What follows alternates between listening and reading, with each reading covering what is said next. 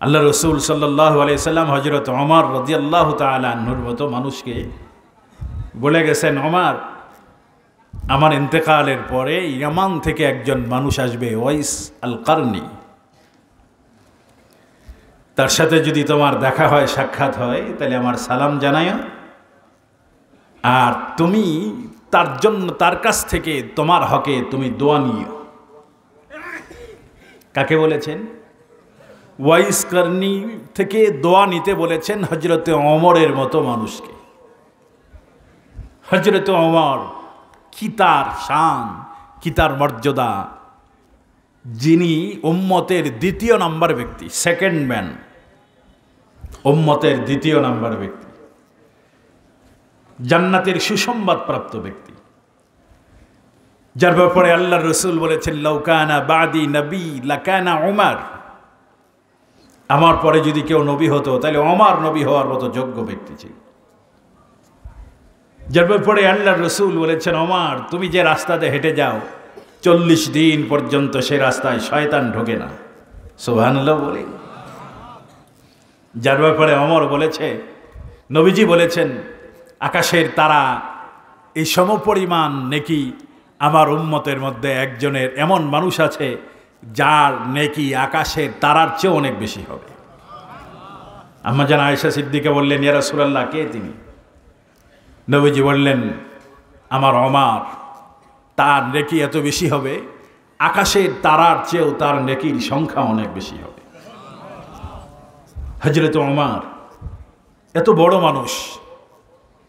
নবীজি মেরাজ থেকে এসে ওমরকে বলতেছে, ওমর, জান্নাতে গিয়েছিলাম, মেরাজে গিয়েছিলাম, জান্নাত দেখলাম, তোমার জান্নাতটাও দেখেছি।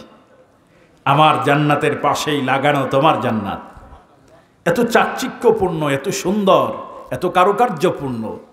আমার ভিতরে খুব লোভ হয়েছিল তোমার জান্নাতের ভিতরে ঢোকার জন্য, কিন্তু ঢুকলাম না, কারণ তুমি বড় গায়রতওয়ালা মানুষ, তোমার অনুমতি ছাড়া তোমার জান্নাতে ঢোকা ঠিক হবে না, এই জন্য ঢুকিনি। নবীজি দেখে এসে হযরত ওমরকে বলেছেন, ওমর, তোমার জান্নাতটা বড় সুন্দর। সেই ওমরকে আল্লাহর রাসূল বলেন, ওমর, যদি ওয়াইস কারনির সাথে তোমার দেখা হয় তাহলে তার থেকে তুমি দোয়া নিও। সুবহানাল্লাহ বলবেন না? তার থেকে তুমি দোয়া নিও। আল্লাহ পাক রব্বুল আলামিন কোরআনে কারীমের ভিতরে দোয়ার কথা বহু জায়গায় বলেছেন। আল্লাহ বলেছেন, উদউনি আস্তাজিব লাকুম, তোমরা আমার কাছে চাও, দোয়া করো, আমি তোমাদের ডাকে সাড়া দিব, তোমাদের দোয়া কবুল করব। আল্লাহ বলেন, আমি তোমাদের কাছে থাকি, খুব কাছে, মোহাব্বত করে বানায়া আসমানে রেখেছিলাম, জান্নাতে রেখেছিলাম, সেখান থেকে দুনিয়ায় পাঠায় দিয়েছি। তার মানে এটা মনে করো না যে তোমাদেরকে আমি অনেক দূরে সরে দিয়েছি আমার থেকে, না। রব্বি করিম বলেন, না, আমি তোমাদেরকে দুনিয়ায় পাঠায় দিলেও আমি আল্লাহ সব সময় তোমাদের সাথেই আছি। সুবহানাল্লাহ বলেন। আল্লাহ তাআলা কার সাথে থাকেন? আমাদের সাথে আছেন, কাছে আছেন। কত কাছে? আল্লাহ বলেন, ওয়া নাহনু আকরাবু ইলাইহি মিন হাবলিল ওয়ারিদ, আমি তোমাদের এত কাছে, তোমাদের ঘাড়ের রগ তোমাদের যত নিকটে, আল্লাহ বলেন আমি তোমাদের এত নিকটেই থাকি। সুবহানাল্লাহ বলেন। আমি তোমাদের ছেড়ে দেই নাই, সব সময় আমি তোমাদেরকে আমার রহমতের নজরের আওতায় রেখে দিয়েছি। সব সময় তুমি আমার রহমতের নজরের, আমার নজর, আমার ইলম, আমার নজরের আওতায় আছো, আমার ইলমের আওতায় আছো। কোথায় যাও, কি করো, সব আমি চায়া চায়া দেখি। সুবহানাল্লাহ বলেন। সব দেখেন কে? বলেন না, কে দেখেন? কে? শুধু দেখেন তা না, চায়ে থাকেন, অপেক্ষা থাকেন, আমার আপনার দিকেই চায়ে থাকেন। কেন? কোন সময় যেন বান্দা আমারে ডাকে, কোন সময় যেন বান্দা আমারে ডাকে। বান্দা আমাকে ডাকতে দেরি, আমি বান্দার ডাকে সাড়া দিতে দেরি করব না। উজিবু দাওয়াতাদ দাঈ ইযা দাআন, আল্লাহ বলেন আমি বান্দা যখনই আমাকে ডাকে আমি তখনই বান্দার ডাকে সাড়া দিই।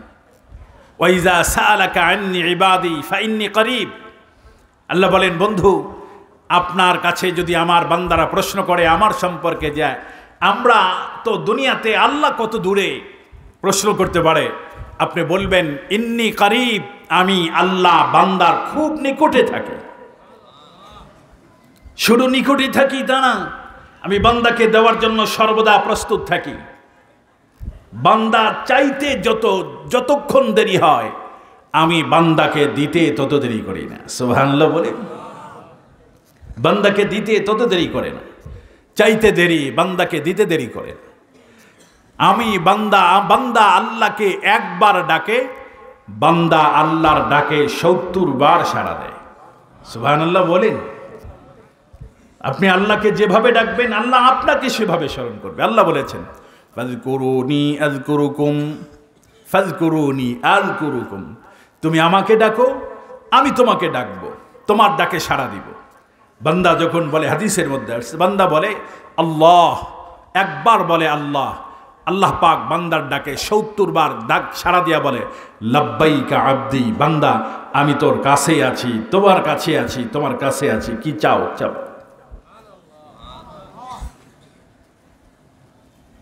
বান্দার এত মুহাব্বত, বান্দার প্রতি আল্লাহর এত দয়া, এত মায়া, এত মুহাব্বত।